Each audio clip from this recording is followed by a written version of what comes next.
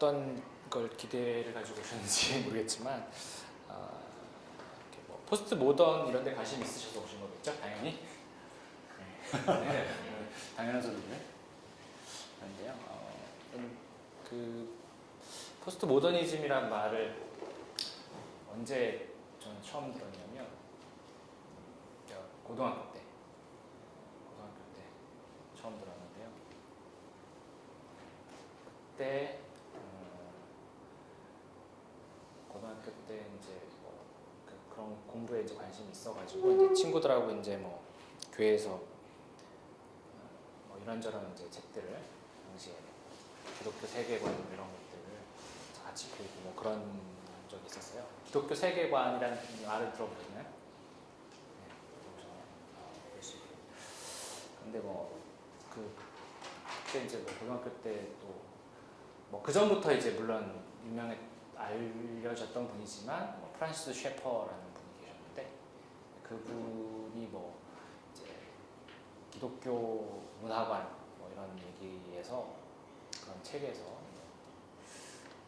현대 문명이나 이런 거 평가하는 뭐 글들이 있었어요. 책들이 있었는데 그런 거를 보면서 접했고 제가 또 고등학교 때 그 유행했던 게 경배와 찬양, 운누리 경배와 찬양 들어보셨나요? 요즘에도 하나요? 요즘에 하는지 모르겠는데 운누리 경배와 찬양이 굉장히 유행을 했어요. 그때 거기에 이제 그 지도자가 하스테반 선교사님이라고 있는데 그분이 이제 포스트 모더니즘이라는 아주 얇은 책을 쓰셨어요. 그때 이제 그런 포스트 모더니즘이란 말이 이제 막 들어오기 시작한 시기고요. 그래서 그거에 대해서 이제 해석이 좀 나왔는데 뭐 아주 얇은 이제 그 포스트 모더니즘에 대한 책을 쓰신 게 있고 또 누구더라? 뭐 그때 그런 이제 신학자나 목회자들이 거기에 대한 이제 책자를 쓴 것이 있었죠. 그리고 뭐 제가 대학 간 다음에는 신구원 교수님이라고 포스트 모더니즘이라는 책을 쓰셨고, 그렇죠. 이제 거기에서 뭐 그 전에 이제 그 전부터 이제 그런 논의들이 활발하게 있었죠. 포스트 모더니즘이 뭐냐, 그거에 대한 대응을 기독교에서 이제 하느라고 여러 가지 해석을 하고, 여러 가지는 아니고 한두 가지 해석을 하고, 그때 당시 이제 90년대, 그러니까 이제 90년대에 그 사회적으로 보면은 문화의 시기라고도 했죠. 그래서 뭐 서태지와 아이들이 등장하고, 그리고 시민 소위 87년 이후로 어떤 형식적이거나 혹은 절차적인 민주주의가 어느 정도 이루어지면서 대중문화 개방이 이루어지고, 그러면서 이제 뭐 서태지와 아이들부터 해서 뭐 여러 가지 대중문화 활발이 나왔고, 그러면서 교회 안에서도 뭐 문화에 대한 요구들이 나타났죠. 교회 안에서 이제 찬양팀 같은 경우에 악기를 이제 드럼과 베이스를 들여오기 시작하고, 그때 저항이 많았거든요. 저도 찬양팀을 했었는데 드럼과 베이스를 어르신들이 못 치게 해가지고 막 그거에 대해서 좀 불만을 갖고 그랬는데 이제 그런 시기였어요. 문화에 대한 관심이 막 있었던 시기였고, 또 뭐 기독교에서도 이제 시민사회가 열리는 그래서 이제 소위 복음주의나 아니면 주류 개혁주의나 이런 쪽에서는 이제 시민사회 운동을 본격적으로 시작했죠. 기운실 같은 그런 케이스라고 할 수 있고, 그 이전에는 이제 노동운동이나 이제 민주화 투쟁이 있었는데 그 노동운동이나 민주화 투쟁에는 주류 개신교 혹은 복음주의 쪽에서는 참여를 하지 않았고요.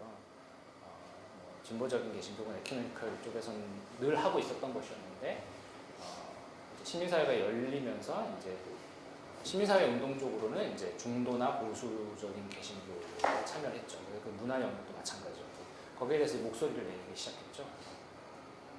뭐 얘기를 하자면 아주 긴데, 하여튼 그러면서 뭐 기운실에서는 뭐 각종 대중문화에 대한 비평과 또 문화 소비자 운동이라는 걸 했죠. 그래서 주로 이제 뭐 당시에 뭐 박진영이라든지 뭐 또 뭐 또 누구죠? 거짓말이라는 영화가 있었죠. 그런 거. 하여튼 그런 거에 대해서 이제 기훈실에서 이제 대응을 했죠. 네.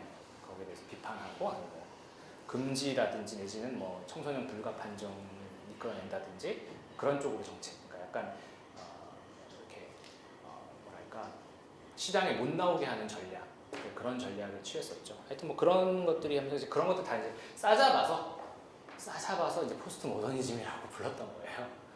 네. 그래서 이제 그러면서 저도 접했는데 뭐 공부를 하면서 보니까 공부를 하면 할수록 잘 모르겠더라고요. 이게 너무 방대한 것이 아닌가 그런 생각도 들고 사실상 뭐 오늘도 그런 얘기를 하겠지만 포스트 모더니즘이 본격화되기 전에 그러니까 그것이 뭐 사상이든 아니면 무슨 철학이든 이론이든 간에 그것이 본격적으로 우리의 생활을 지배한 내지는 우리와 밀접한 관계를 가지기도 전에 비평 담론이 나와버렸어요. 거기에 대해서 왈가왈부를 하기 시작했죠. 사실은 우리가 느끼지도 못하는 걸 수도 있어요. 어떻게 보면 아주 소박하게 얘기하자면 포스트 모더니즘은 우리랑 크게 관련이 없을 수도 있어요. 그걸 물론 어떤 우리의 삶의 특징 중에 일부를 포스트 모더니즘이라고 말할 수도 있죠. 하지만 그냥 우리는 그냥 근대적인 세계에 살고 있다. 이렇게 생각해도 아무 문제는 없을 것 같아요. 한국 사회에서 벌어지는 많은 부조리와 비합리적인 것들이 있죠. 근데 이제 그런 걸 잘 보면 우리는 여전히 모던적이지도 못하구나 라는 생각을 많은 사람들이 하고 있죠. 그래서 포스트 모더니즘이 웬 말이냐, 우리는 아직 모던도 아닌데 이런 얘기를 하는 겁니다. 그럼 모더니즘이 무엇이냐, 모던이 무엇이냐, 이건 사실 서구에서 탄생한 개념이기 때문에 우리가 그것을 이해하는 데는 어려움이 있고 한국 사회가 소위 근대화라고 이름을 말하지만 사실상은 그냥 산업화에 불과한 그런 차원의 과정이 아주 빠른 시간에 이루어졌죠. 이제 이걸 소위 압축적 근대화라고 표현을 하는데요. 너무나 빠른 시간 안에 근대화라는 이름 하에 산업화만 진행돼서 사실 문화 차원에서의 근대화는 좀 안 된 것이 아니냐라는 것이죠. 그러니까 문화적인 차원에서 어떤 의미에서 우리가 전근대에 살고 있다라고까지 평가할 수도 있어요. 그러니까 무슨 얘기냐면 도시나 서울을 중심으로는 아니 국가 중앙적인 차원에서 보면은 산업화나 뭐 합리화, 관료제 이런 것들이 관철되는 것 같지만 사실상 대부분의 사람은 농촌에 있었고 그렇죠? 여전히 농업의 문제, 농촌의 문제가 아주 큰 상황인데 거기에서 전통적인 가치관을 지니고 살고 있는 사람들이 여전히 많은 상황에서 지금도 그런 것 같은데 심지어는 광화문에 이렇게 시위 나오고 이렇게 하시는 어르신들 보면은 전통적인 가치관을 많이 갖고 있잖아요. 여전히 가부장적인 질서가 지배하고 이렇게 혼돈된 상황에서 도대체 포스트 모더니즘이 무엇이냐 이런 생각이 드는 것이죠. 그래서 이제 한국의 경우에는 굉장히 한국의 경우를 말한다면 굉장히 복잡합니다. 이 얘기는 단순히 제 얘기가 아니라 사회학자들 중에 신진욱 교수님이라든지 이런 쪽을 연구하시는 분들이 다 얘기하는 거예요. 한국의 근대라는 것은 평가하기 굉장히 복잡하다. 전근대와 근대와 탈근대가 혼재되어 있다. 이렇게 얘기를 할 수 있습니다. 그렇다면은 근대나 탈근대라고 하는 것은 어떤 특정한 전체의 사회 전체의 모습을 표현한다기보다는 특정한 성격, 특정한 특징을 말한다고 할 수 있어요. 즉 그러니까 근대라고 하는 것은 근대적인 것, 근대적인 어떤 성향, 성격이라고 말할 수 있는 것이고 포스트 모던, 탈근대라고 부를 수 있는 혹은 후기 근대라고 부를 수 있는 것도 후기 근대적인 것이죠. 후기 근대적인 어떤 특징을 말할 수 있다고. 다시 말하면 우리 사회에서 지금 우리 한국 사회에서의 근대와 탈근대라고 하는 것은 근대적인 것도 있고 근대적인 특징도 있고 후기 근대적이거나 탈근대적인 특징도 있다라고 말할 수 있는 것이죠. 개괄적인 얘기인데요. 좀 더 자세하게 들어가 보죠. 오늘 포스트 모던 사회란 무엇인가 이렇게 했는데 제목부터가 사실은 굉장히 고민이 되었습니다. 이 포스트 모더니즘, 포스트 모더니티, 포스트 모던 이게 다 다르게 쓰이는 용법이 있어요. 그래서 굉장히 복잡한데 저는 특별히 이제 사회학을 또 전공했고 그렇기 때문에 이 포스트 모던이라는 말을 좀 더 사회학적으로 이해합니다. 그것은 무슨 얘기냐? 자, 부제에서는 이렇게 얘기했죠. 포스트 모던인 그 근대적인 문화 구조의 변동과 새로운 사회성의 출현 이렇게 정리를 해봤어요 저는. 즉 포스트 모던 사회란 포스트 모던의 후기죠. 후기 포스트라는 접두사는 후기로도 번역될 수도 있고 그 전에는 탈 이렇게 번역을 많이 했죠. 탈근대에서 탈이라고 많이 번역했는데 이것이 자체가 논쟁적이에요. 학자들 사이에 합의가 되지 않았어. 포스트 자체가 포스트를 어떻게 볼 거냐. 그러니까 말 그대로 모던적이지 않은 어떤 부분들이 있다는 거죠. 근데 모던하고 연결이 되는 거예요. 그죠? 모던하고 전혀 다른 거면 우리가 뭐 중세 근대 이렇게 얘기하듯이 아예 다른 용어를 갖다 붙였을 텐데 포스트라는 말을 붙였다는 것 자체가 이미 애매한 거였죠. 그랬을 때 이제 저는 근대적인 문화 구조가 변동되는 것. 그러니까 근대는 근대일 수 있는데 이 근대의 연장선상에서 문화 구조가 뭔가 바뀌고 있다. 그리고 그 바뀌는 것에 또 바뀌고 있고 또 동시에 문화적인 것과 더불어서 사회적인 것, 뭐 사회 구조라든지 이런 걸 생각하실 수 있어요. 아니면 사회적 관계라든지 사회적 조직 양식이라든지 이런 걸 얘기하거든요. 이런 차원이 바뀌는 것을 얘기할 수 있다는 거죠. 그러니까 아주 간단하게 얘기하면 사회 문화의 변동이라는 거예요. 근대 이후에 근대가 계속 가면서 근대 이후에 사회 문화적인 것이 바뀌는 상황이라는 거죠. 지금 바뀌고 있다. 바뀌었다 많이. 바뀌는 상황 하에서 나타나는 담론이 포스트 모더니즘이라는 거예요. 그 나타나는 상황 가운데서 그 사회나 문화가 변하면 거기에 대해 대응을 해야 되잖아요. 우리가 거기에 대해서 이렇게 지금 강의도 공부하고 듣고 공부하는 것 자체가 대응이죠.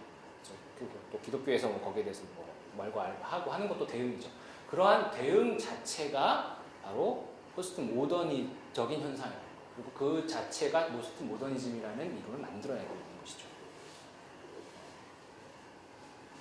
자, 그래서 이제 그런 식으로 저는 이제 새로운 어떤 것이 출현하는 걸 수도 있고, 아주 간단한 예로 뭐 근대 사회에서의 사회적 관계와 지금 현대 그냥 지금 사회에서의 사회적 관계 좀 다르다는 거예요. 뭐 그리고 예를 들면 이동성 같은 문제도 있죠.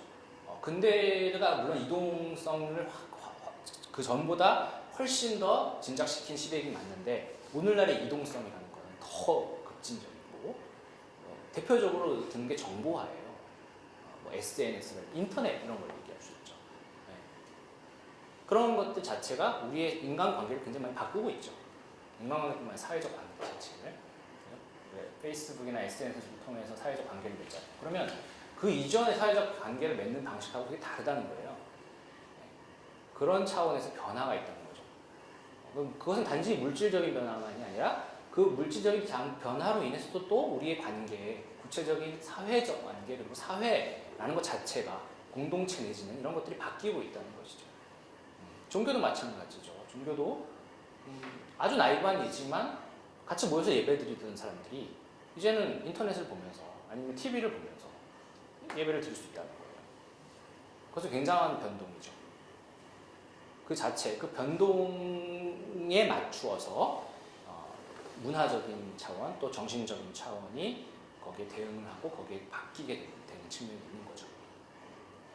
그랬을 때 새로운 사유 방식일 수도 있고 새로운 사고 방식, 삶의 스타일일 수도 있는 거죠.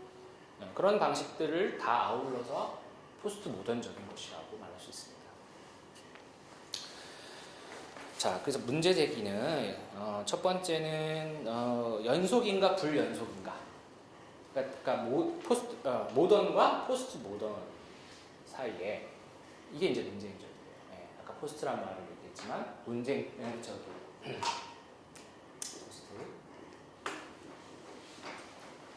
이것을 자, 이 포스트 했을 때 이것을 그러니까 그러니까 포스트 모더니즘이니까 근대, 탈, 벗어나다 탈로 볼 것이냐, 후기로 볼 것이냐, 라는 차이가 있다는 거죠. 이게 이제 연속성인가 불연속성인가, 이건 이제 불연속인 거죠. 앞에 근대와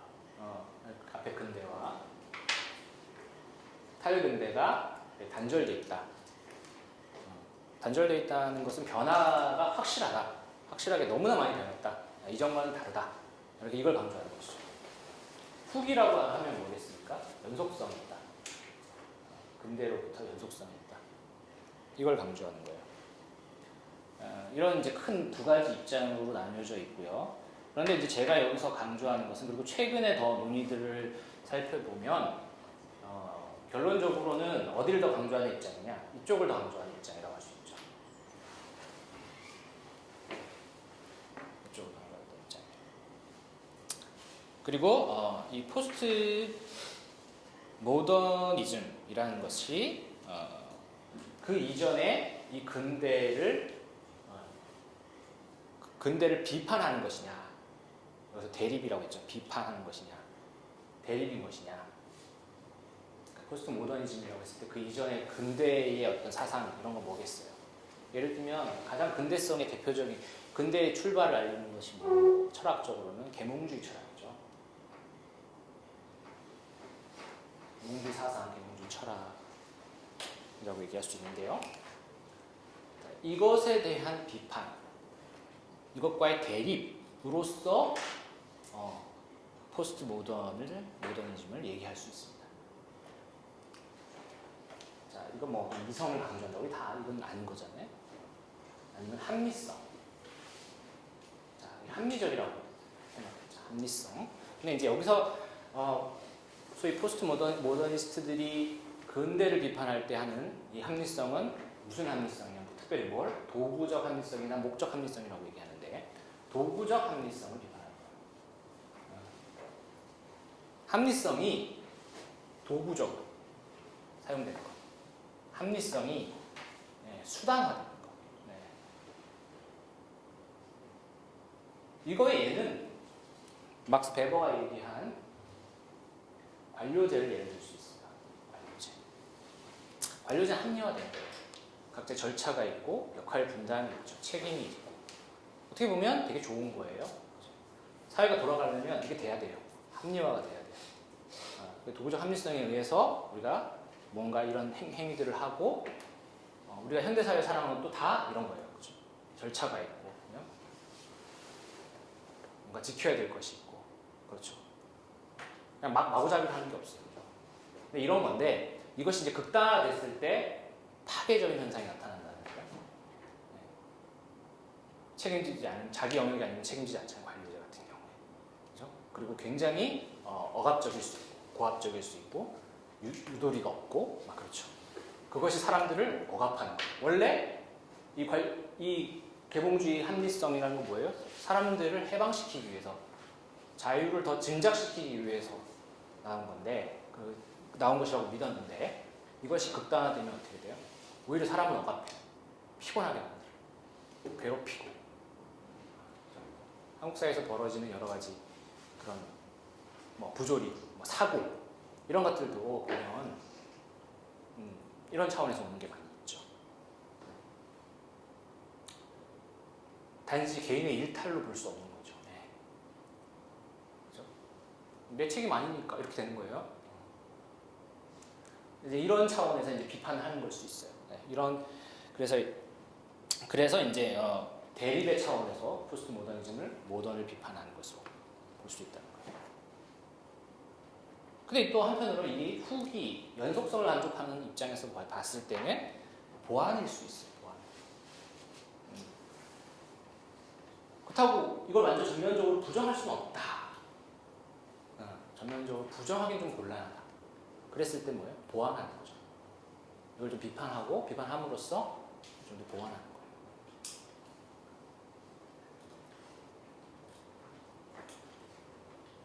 그리고 또 한편은 또 반동인가 반성인가 마찬가지예요. 반동인가 반성. 포스트 모더니즘이라는 것은 이제 사상, 모더니즘이니까 이것을 보통 이즘이라고 해서 포스트 모더니즘이라고 했을 때는 철학적이거나 이론적이거나 사상적인 차원을 강조하는데요. 이랬을 때 이것은 하나의 그 전에 근대성, 이 어떤 근대적인 것, 근대적인 것에 대한 반성, 성찰 이런 걸 수 있다.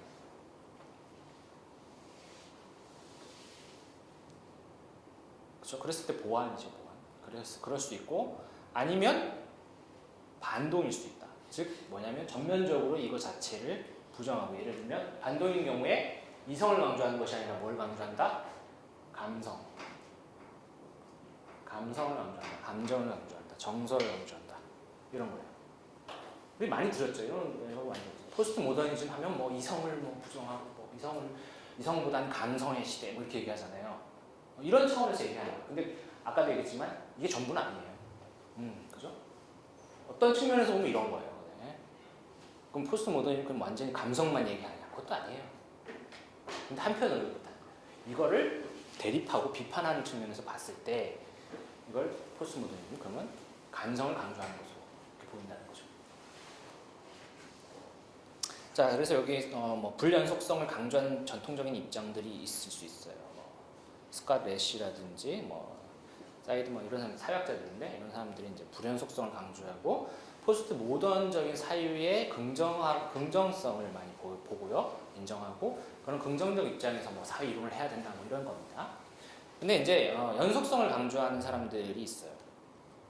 여기는 뭐 여기도 이제 크레이그 켈룬이라든지 사회 이론가, 캘리니코스의 막스주의 사회 이론가이죠. 이런 사람들의 입장에서는 이제 연속성을 강조하는데 이런 사람들은 연속성을 강조하는 게 비판하려고 연속성을 강조하는 거예요.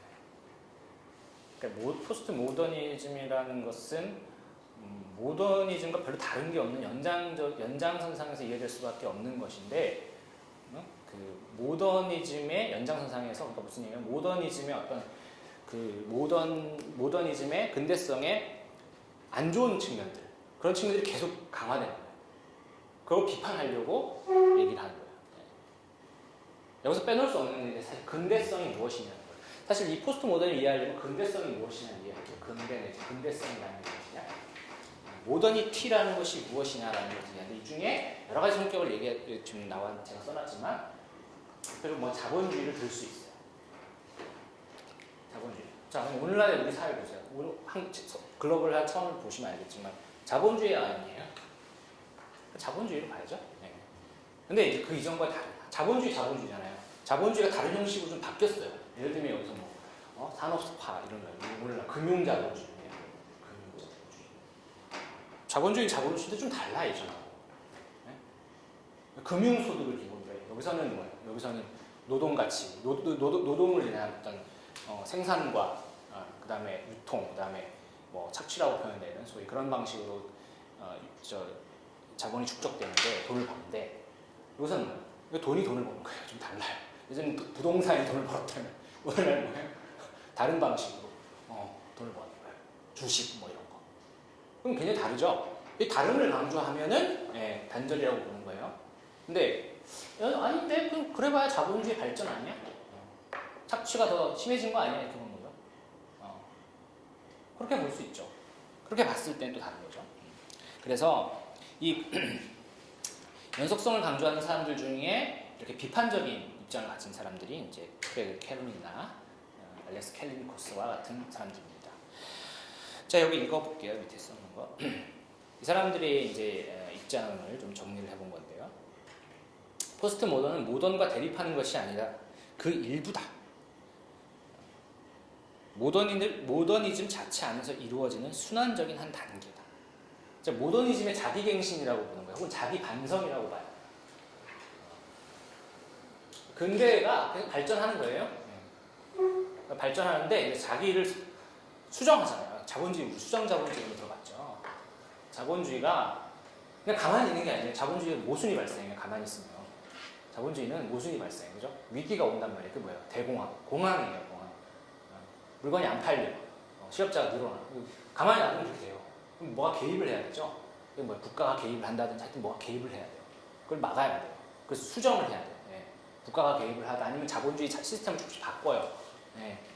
그죠? 아니면 뭐 복지를 만든다든지 다 그런 거예요. 그러니까 자본주의를 이게 복지가 그냥 무조건 좋은 건데 무슨 얘기냐? 복지를 도입하는 이유가 자본주의 잘 돌아가게 하기 위해서 한단 말이에요. 이해 가시죠? 예. 안 가세요 잘? 그 무슨 얘기냐면 원래 자본주의에서 그 노동자들 자본주의가 잘 된다는 건 뭐예요? 상품이 생산되면 그 상품을 누군가 사야 되죠. 그죠? 사야 돼. 그러면 사야 이윤을 얻잖아요, 기업이. 그럼 그거 가지고 투자해서 또 물건을 만들고 물건 만들면 또 사야죠. 살 사람이 생겨야 되죠. 그럼 살 사람들은 결국 누구예요? 노동자죠. 노동자가 생산하는데 노동자가 사는 거예요. 그럼 노동자가 잘 살려면 그 시스템이 굴러가려면 노동자한테 월급을 제대로 줘야 돼요. 그죠? 월급을 줄이면 안 돼. 제대로 줘야 돼.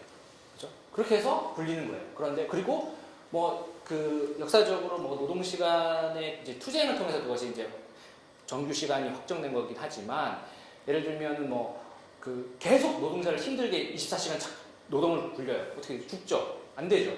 그러면 노동할 사람이 없어지죠. 노동을 못 하죠. 그다음 아니면 불량품이 나오죠. 그러면 기업이 망하겠죠. 안 되죠. 그러면 하루에 8시간만 일해. 휴식을 줘. 휴식을 주는 것도 자본주의 잘 돌아가게 하는 측면이 있는 거예요. 네? 그렇죠? 그럼 복지는 뭐예요? 복지도 마찬가지예요. 복지도 일정 부분 이 사람을 만들어줘야 돼요. 이 사람이 재생산을 가능하게끔. 그러니까 쉬는 게 뭐예요? 쉬는 게 노동하기 위해서 쉬게 만들어주는 거잖아요. 복지도 뭐예요? 노동 잘 하라고. 일 잘 하라고 해주는 거 아니에요? 교육도 뭐예요? 교육도 노동자 만드는 거예요. 노동을 잘 하라고.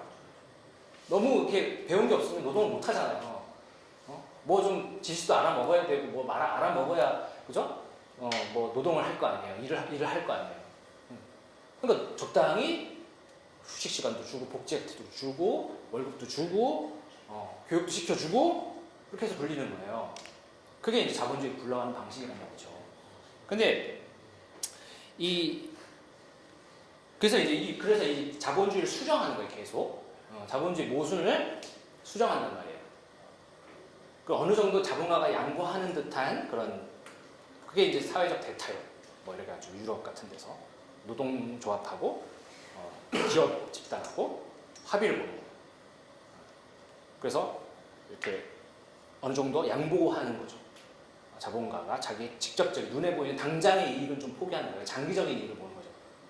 그런 식으로 가는 거예요. 근데 그래서 이제 이 모더니즘도 마찬가지로 포스트 모더니즘이라는 게 사실은 모더니즘의 자기 수정이다. 계속 자기를 바꾸어가는 것이다. 이성이 문제가 있다. 이성만 얘기하면 문제가 있다. 그럼 조금씩 이제 다른 얘기를 하는 거예요. 이렇게 수정하는 거다. 반성이다. 성찰이다. 좋은 의미로 볼 수 있는 거죠. 그렇게도 볼 수 있다. 그래서 이제 리오타르가 얘기합니다. 리오타르는 사실 연속성, 영구적인 혁신이다. 그러면서 좀 약간 리오타르는 긍정적으로 가요. 평가를 해요. 이것도 물론 비판이 있습니다. 어쨌든 그래서 이것을 소위 그 울리 백이라든지 에슨 기든스라든지 이런 사회학자들의 후기 근대를 얘기하고 있는 이런 사람들에게 있어서는 이것을 재귀적 근대라고 합니다. 계속 자신의 문제를 돌아보는 거예요. 그리고 자신을 바꿔가는 거예요. 근대라는 것이 계속 자기 수정 과정이 있는 것이죠. 하지만 이것을 그저 긍정적으로 리오타르는 긍정적으로 보지만 이제 어떤 사학자들은 그걸 부정적으로 보기도 하죠. 그래봐야 계속 모순의 재생산이니까. 그리고 이제 이 근대와 포스트 근대라는 것을 좀 그 정신분석학에서 얘기하는 웨디푸스 컴플렉스에 비유하기도 합니다. 부자지간에. 이게 간단히 얘기하면 뭐냐면 우리가 인간이 되기 위해서는 아버지가 필요해요. 그죠? 부모님이 필요해요. 이게 특별히 여기서 아버지라고 정신분석에서 얘기합니다. 아버지 필요한데 자녀가 자란 다음에는 아버지를 반드시 죽여야 돼요.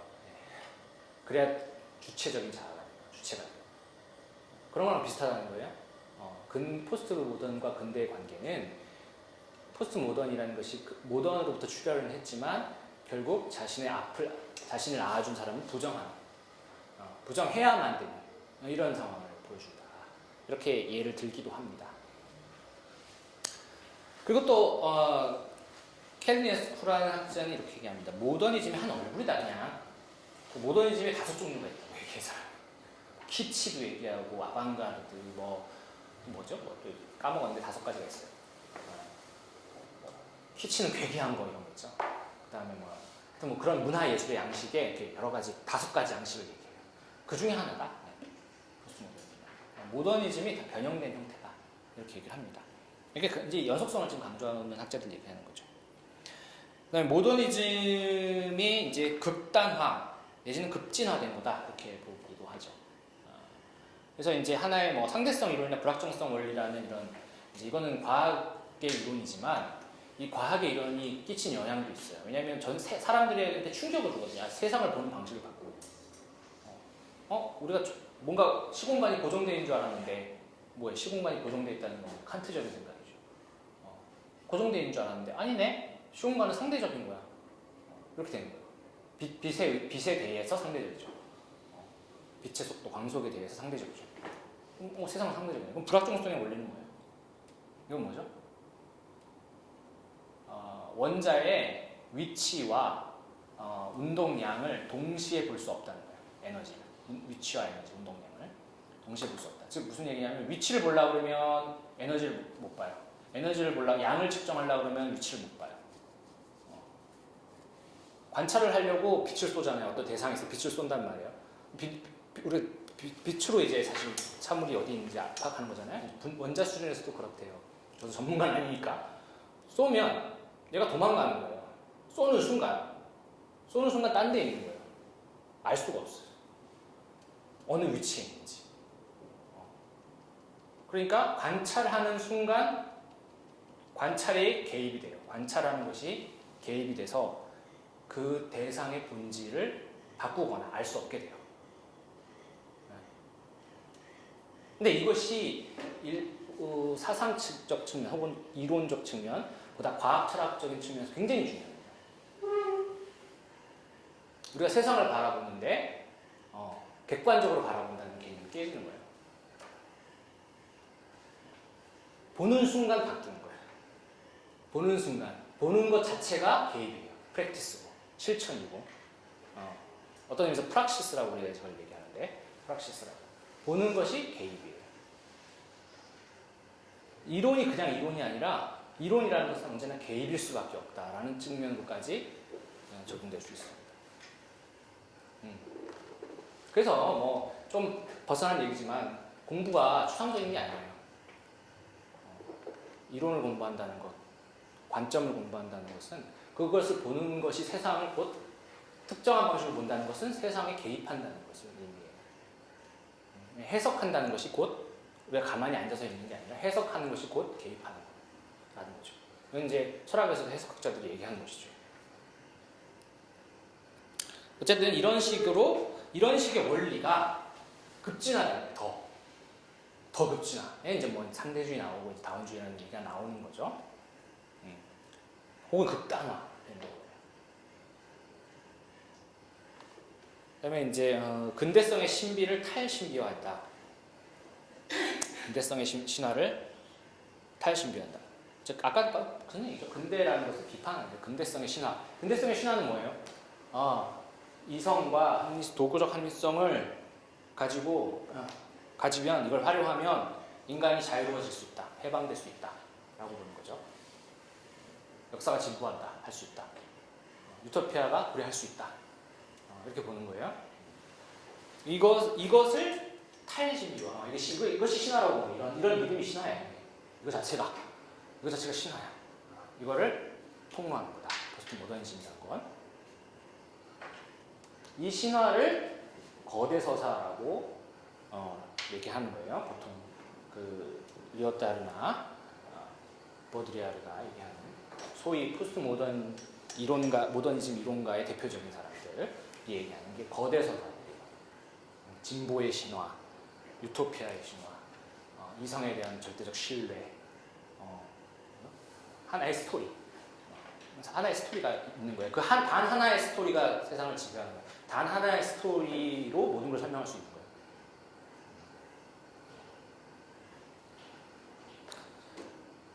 그래서 이제 포스트 모더니즘은 모더니즘의 논리적 발전일 수 있고 계승인 동시에 모더니즘에 대한 비판적 반작용이며 그것으로부터 의식적 단절이다. 재밌는 것은 그것으로부터 실제적 단절이라기보다는 의식적 단절이라고 하는 점이 재밌는 거죠. 그러니까 뭐냐면 역사적인 어떤 사회 경제적인 토대나 조건은 연속성이 있어요. 그죠? 물질적인 토대나 이런 것들은 연속성이 있죠. 근데 거기에 대해서 특별히 포스트 모더니즘 철학이라고 했을 때는 거기에 대해서 사람들이 의식적으로 내가 단절하겠다고 생각합니다. 의식적으로. 그래서 이제 막 비판을 만들어내고 그죠? 이렇게 하는 거예요. 뭐 철학책을 썼다 그러면 의식적 단절이죠. 그래서 이제 이것은 이제 철학의 문화의 자율성이라고도 볼 수 있어요.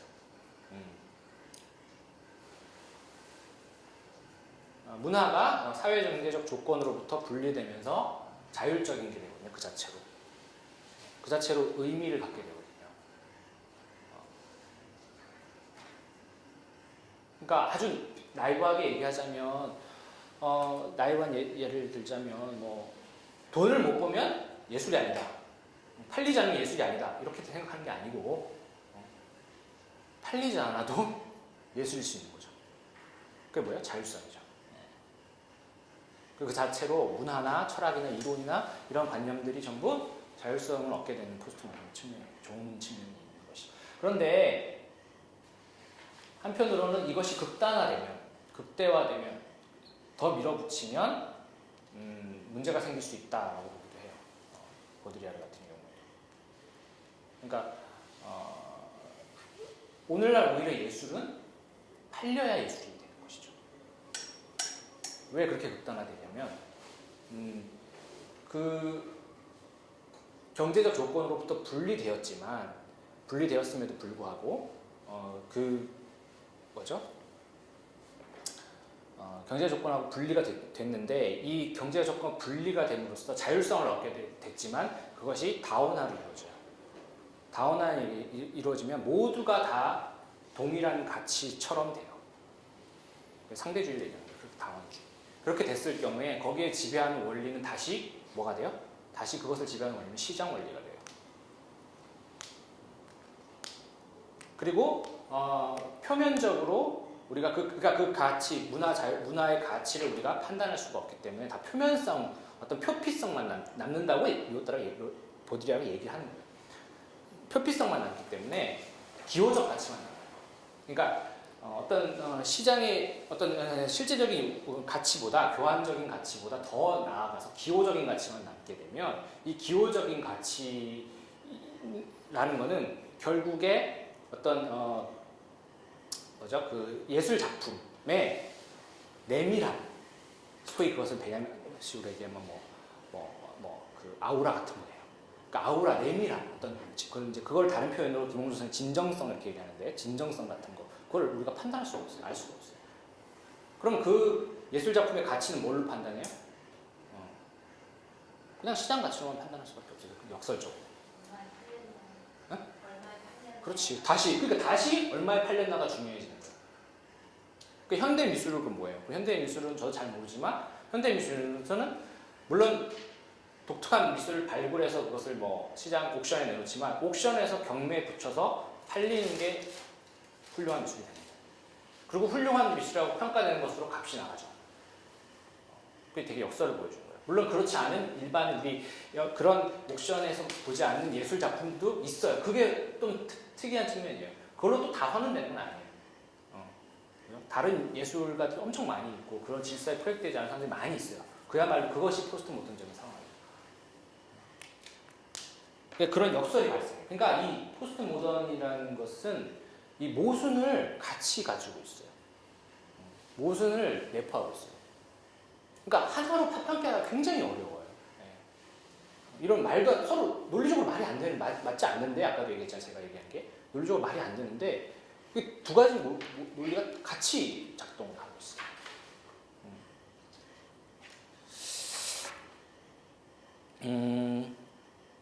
자, 그 다음에 모더니즘은 전통이나 권위에 도전하면서 여전히 가부장 제도의 권위와 독선을 완전히 떨쳐내지 못했다. 바꾸어 말해서 모더니즘은 그것이 무너뜨리는 전통이나 인습의 흔적을 여전히 지니고 있었던 것이다.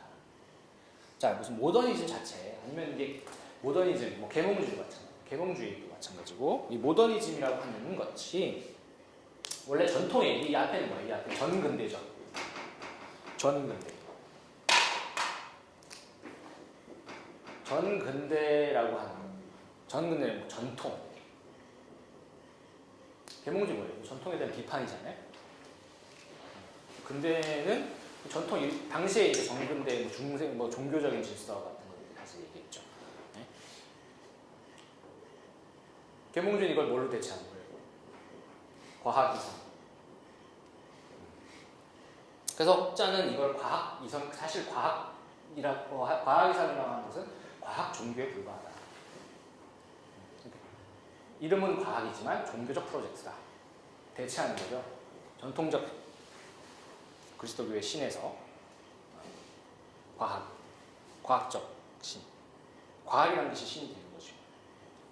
그걸 대체하는 거잖아. 이렇게 보는 거예요.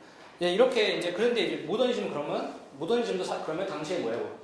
아주 우리가 속된 표현으로 시쳇말로 발랑 까진 사상이란 말이에요. 네? 모더니즘도 까지는 거란 말이에요. 이제. 네. 근데도 다 떨쳐내지 못했다. 뭘? 뭐 제도, 가부장 제도의 권위와 독선, 그 전통이나 인습의 흔적을 여전히 지니고 있다. 그거를 포스트 모더니스트라고 하는 철학자들은 비판을 하는 거예요.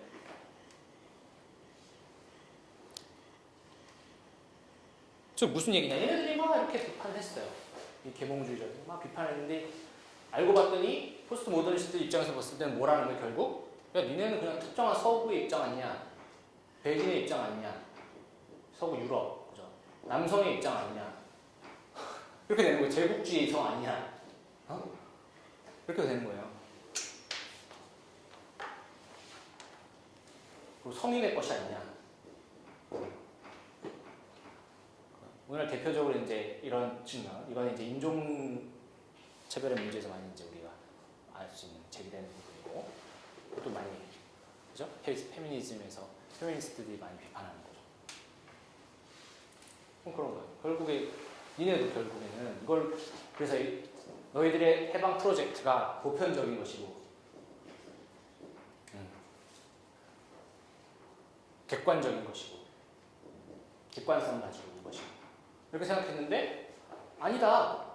보니까 니네가 있는 게 아니고 봐봐. 동양이 있고 타자가 있는 거야. 이거에 대한 타자. 여성을 배제하고 동양을 배제하고 아니면 이제 유색 인종을 배제하고 이거 자체가 유색 인종이라는 말 자체가 이제 그 배제적 언어겠죠. 우리가 뭐 다 유색 인종으로 묶을 수 있나요? 그것도 이상한 거잖아요. 그런 식으로 이걸 타자로 하면 얘네들을 삭제하고 지워버린 사실은 너희들도 보편이 아니라 특수한 거 아니냐. 이런 비판이 제기되는 거예요. 얘네는 타당하겠죠. 말이 되죠. 그래서 연속성의 입장에서 봤을 때는 이 비판적 사고를 더 밀어붙이는 거죠. 그리고 또 자신을 계속 갱신하는 거죠. 비판적 태도예요, 기본적으로. 그렇다고 한 연속성의 입장에서 봤을 때 비판적 태도고 계속 그것을 다 보는 거죠. 불연속성의 입장에서 볼 수도 있죠, 당연히. 그 이전에 예를 자기들을 보편이라고 하죠. 이전에 이제 종교적 전통 이런 게 보편이고, 이게 진리고 이렇게 있죠. 이걸 이제 어떻게 사유하느냐의 차이에 따라 연속성과 비연속성을 얘기할 수 있습니다. 이제 연속성을 얘기하는 특별히 이런 사람들은 이제 이것을 포스트 모던 시대를 포스트 모던이라고 얘기하기보다는 그냥 레이트 후기 근대, 레이트 모던이라고 얘기합니다. 이 페이지에 이제 후기 근대적 전환 이렇게 했는데요. 후기 근대적 이것은 기존의 연속성과 불연속성의 양쪽의 입장을 좀 절충하려고 하는 측면도 있어요. 그것을 종합하는 측면도 있고, 그래서 뭐 울리 백이라든가 앤서니 기든스, 마우만, 지금부터 마우만이라는 이런 학자들은 조금 다른 표현을 쓰기도 합니다.